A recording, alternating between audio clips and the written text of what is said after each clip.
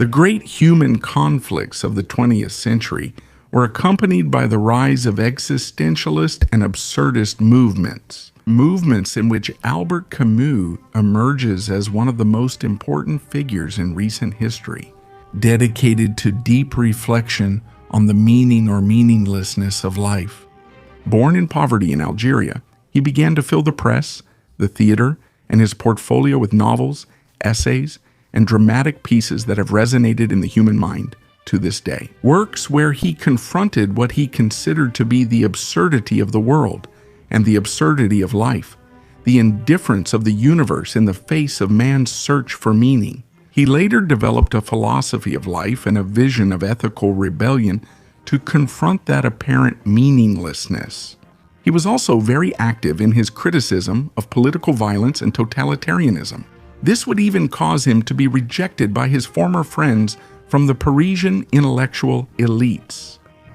Join us today to learn about the life and work of Albert Camus, his ideas, his inclinations, and his fate. Here's Reinaldo Carrillo Vilches. For those asking how to support La Nueva Enciclopedia, I'm bringing you the news that we've created a Patreon with exclusive documentaries on the most controversial topics, with live seminars taught by us, and with several more benefits. Your support is essential to keep this project alive. You can find the link below, and in case you don't have an international card, for Patreon we have several payment options for you, and you will also be included in the community. We'll be waiting for you there. Without further ado, let's start today's video.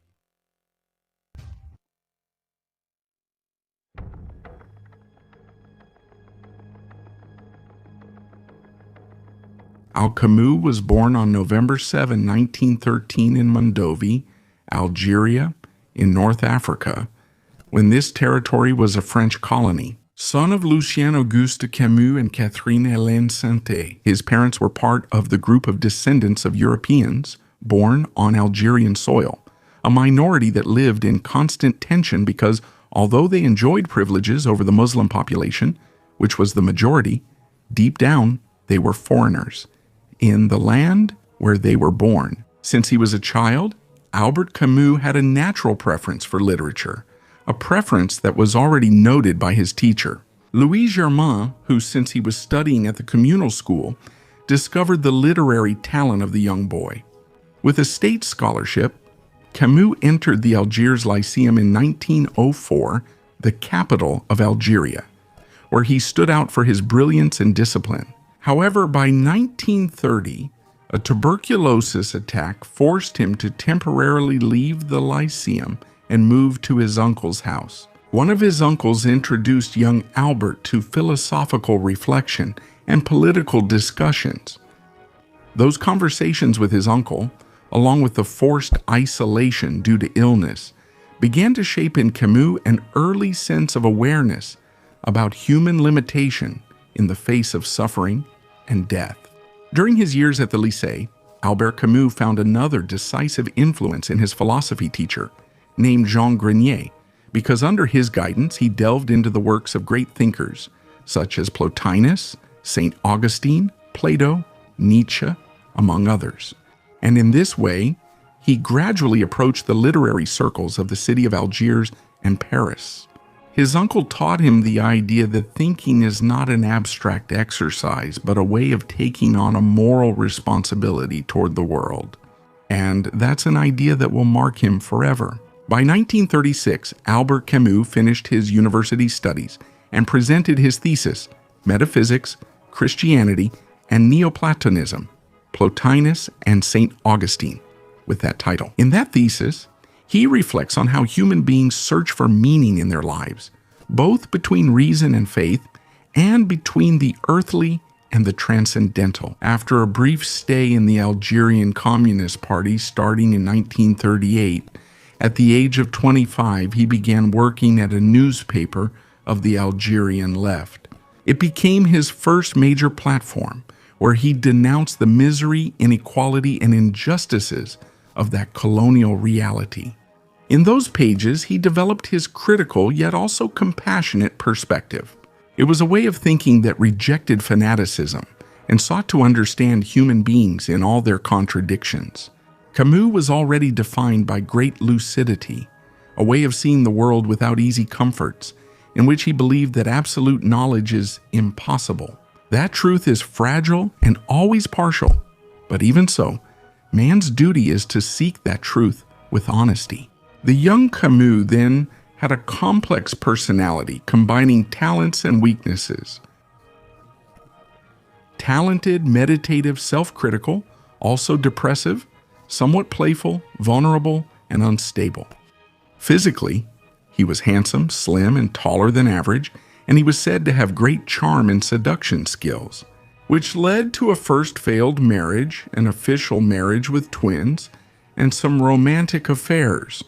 Camus' medical history, marked by that earlier tuberculosis attack, prevented him more than once from pursuing what he was passionate about, teaching and being a professor. That illness, always lurking, became a constant reminder of human fragility. From then on, his thinking began to revolve around the idea of the absurd, a concept born from his close encounter with death and the precariousness of existence.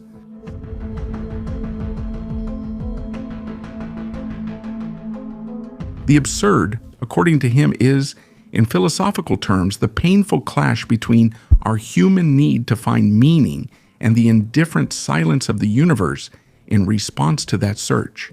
This idea, which we will explore in more depth later on, marks all of his work. Starting in 1938, Camus wrote simultaneously the three works that would form the so-called first cycle of the absurd. The essay titled The Myth of Sisyphus, the one on disc Sopo, the novel The Stranger, and the play Caligula. Camus conceived his work as a triptych in which each theme unfolds successively, seeking, in his own words, quote, to close the question of the absurd, de Magnus. Dienna.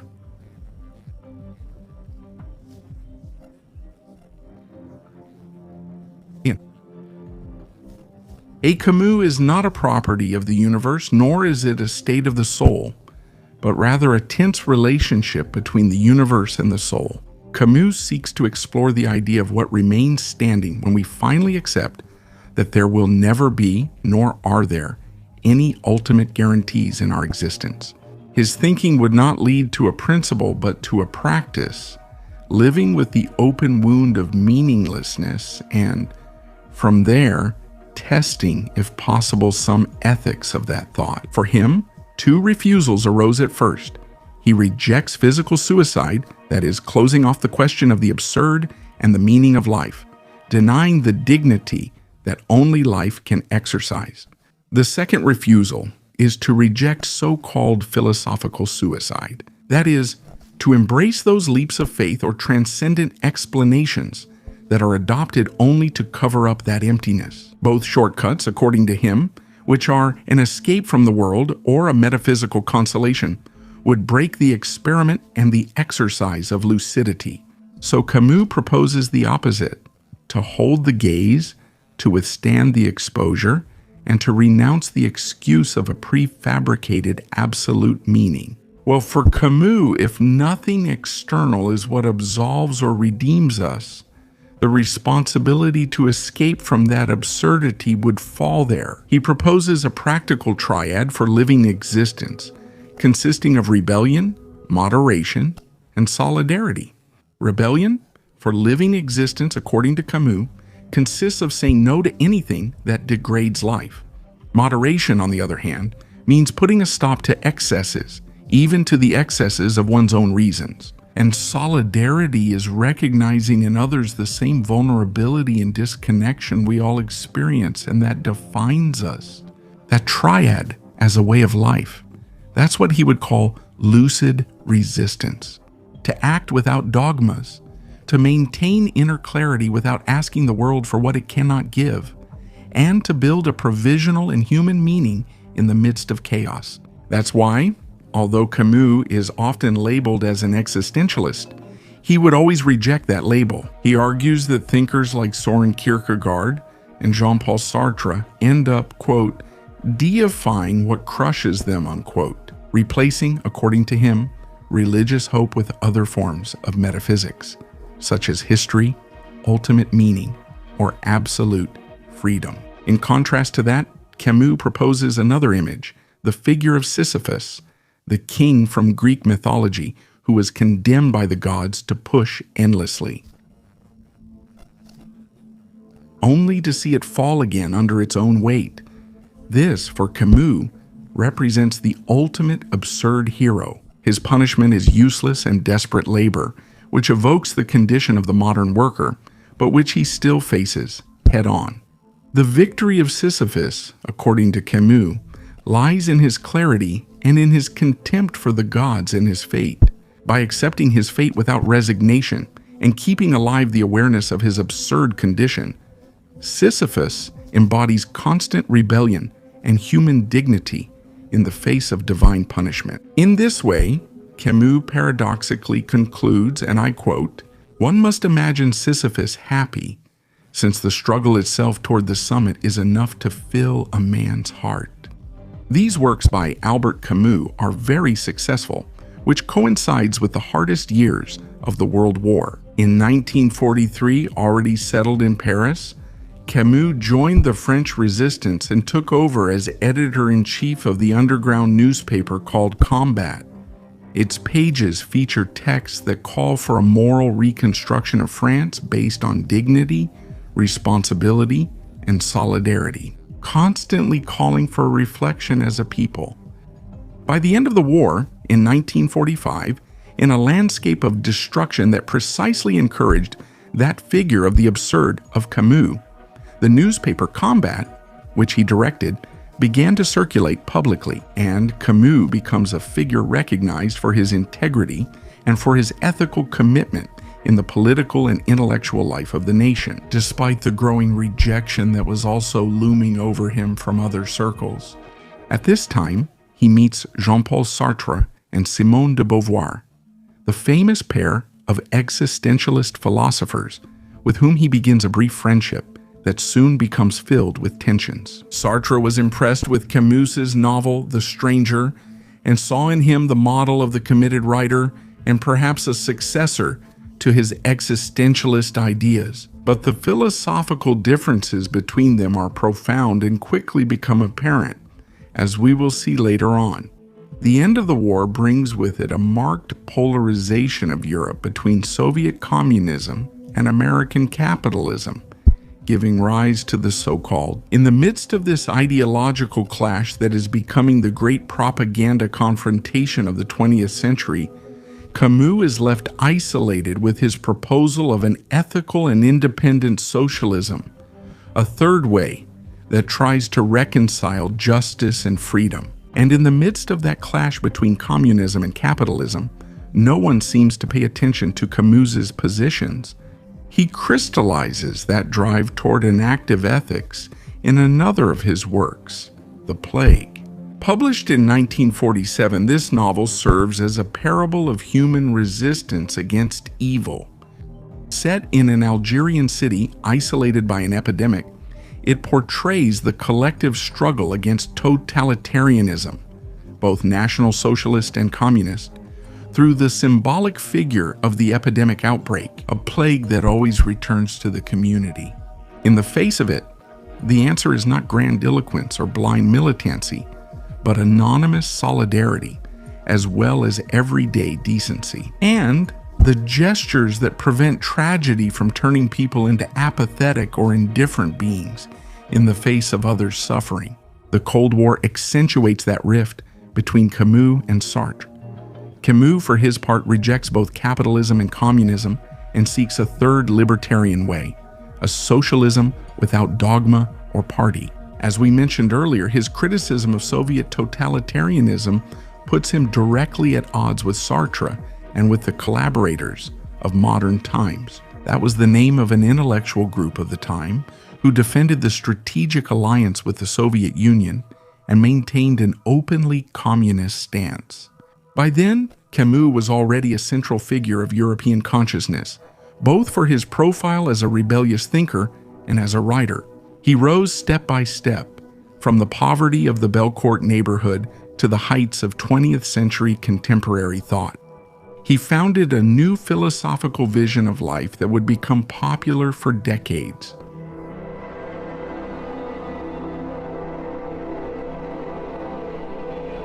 The 1950s became a time of solitude, controversy, and moral reflection for Albert Camus. After having achieved recognition as a novelist and thinker of the absurd, he now faces the deepest dilemmas of his generation: man's responsibility in the face of history and the limits of revolutionary violence. Camus' thinking began to change visibly after his direct experience of World War II. The occupation, the violence, and the systematic political lies confront him with a new problem. It is no longer enough to understand man's solitude in the face of the question of the absurd. Now it is also about thinking about the relationship between men and the solidarity and meaning that could arise from it. In this transition, the figure of the rebellious man is being formed.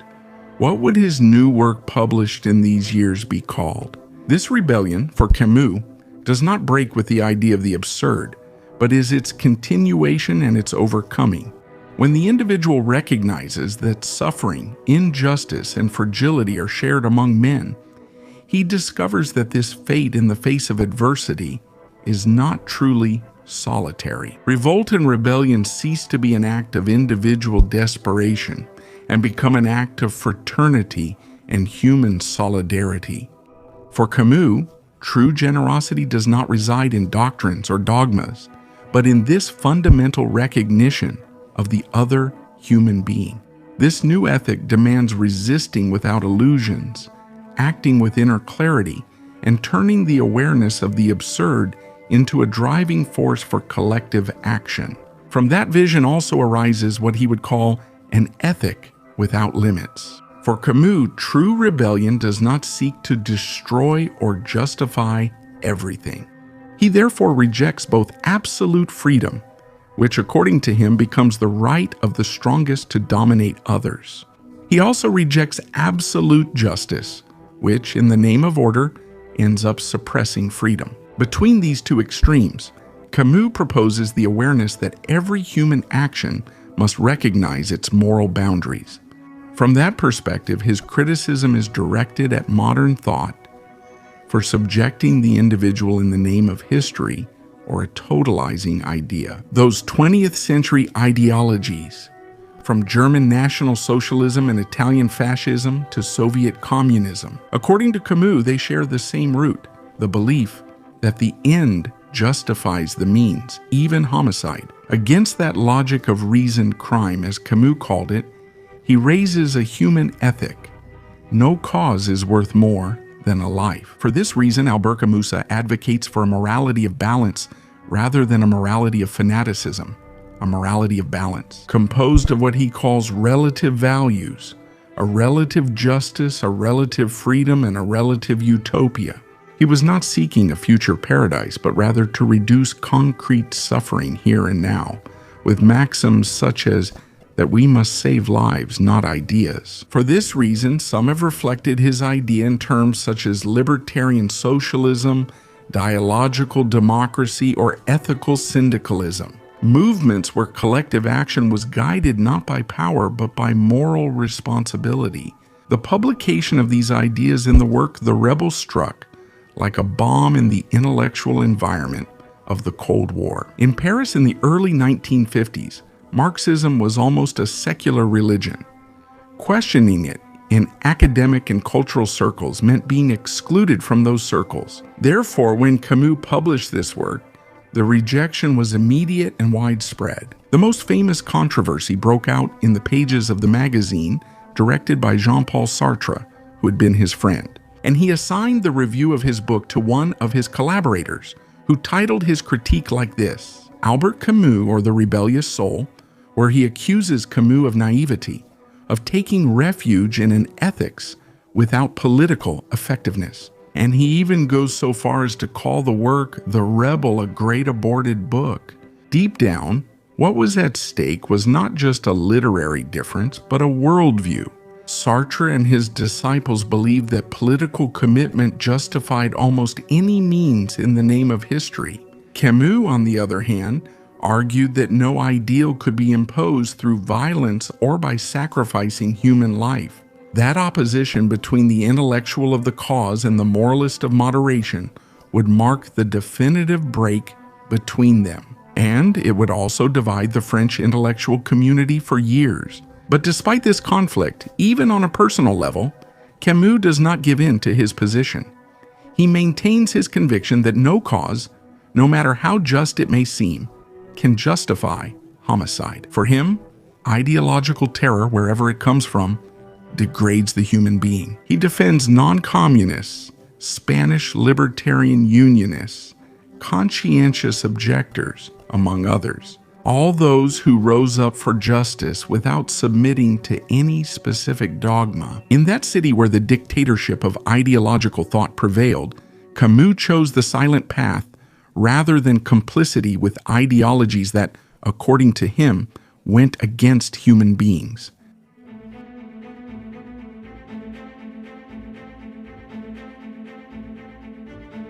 After that great work, The Rebel, Camus partially withdrew from public life and focused his energy on literature and theater. By 1956, he published another work called The Fall, his most intimate work up to that point, a brief, somber monologue that reflects his own moral crisis after years of controversy with the Parisian left. It immerses the reader in the author's agony after the clash of ideas he had with the intellectual elite.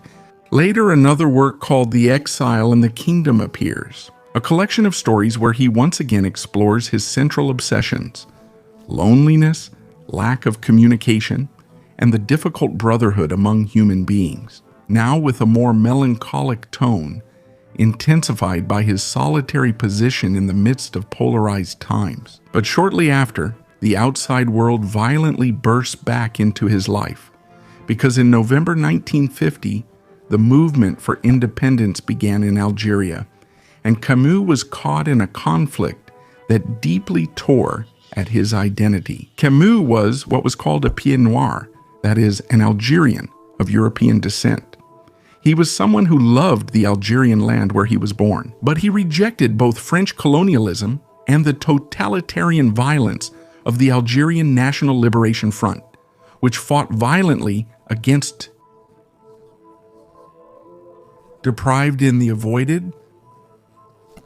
Delhan will speak, but his voice is quickly dismissed. By 1957, unexpectedly, and despite all the problems he was going through, the Swedish Academy awarded him the Nobel Prize in Literature. The conversation does not bring him joy or happiness.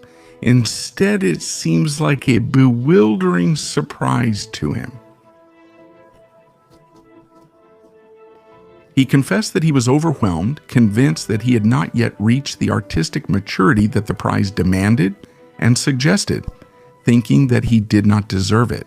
In his speech in Stockholm, Albert Camus reaffirms his faith in human dignity.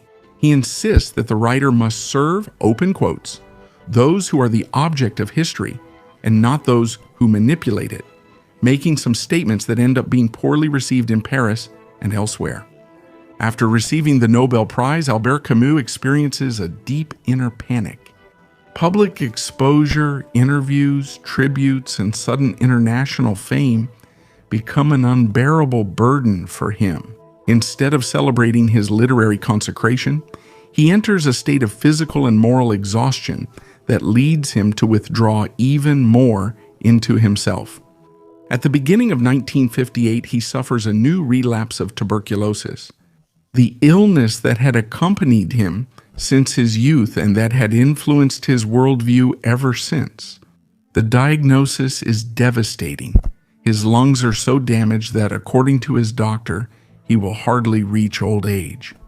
Camus now lived with a constant feeling of suffocation and bodily confinement, a physical limitation that was also reflected in his mood. The illness, combined with the fame he never sought, causes a silent creative block that will paralyze him for months. Meanwhile, the Algerian conflict continues to tear him apart, causing him an intimate and incurable pain. He decides to remain publicly silent, aware that any word from him would be used by one side or the other, so he fades away. He gathers his writings on the subject in his book called Algerian Chronicles from 1939 to 1958, which was a testimony to his loyalty to justice and his bitter helplessness in the face of the relentless march of history. But Camus keeps creating. By 1959, he premieres his adaptation of the novel The Demons by the Russian writer Fyodor Dostoevsky, a play that receives mixed reviews, but brings back to him the excitement of the stage and the feeling of being creatively active once again. That same year, with the Nobel Prize money, he buys a house in Lourmarin in Provence, an ancient region in the southeast of France. There, he finally finds the rest he had long been seeking among the olive trees and the clean air, and he once again feels serene and at peace with himself. Lourdes Marine becomes a refuge and his new hope. It was a bright harbor far from the bustle of Paris, where he dreams of writing, starting his own theater, and raising his children in peace.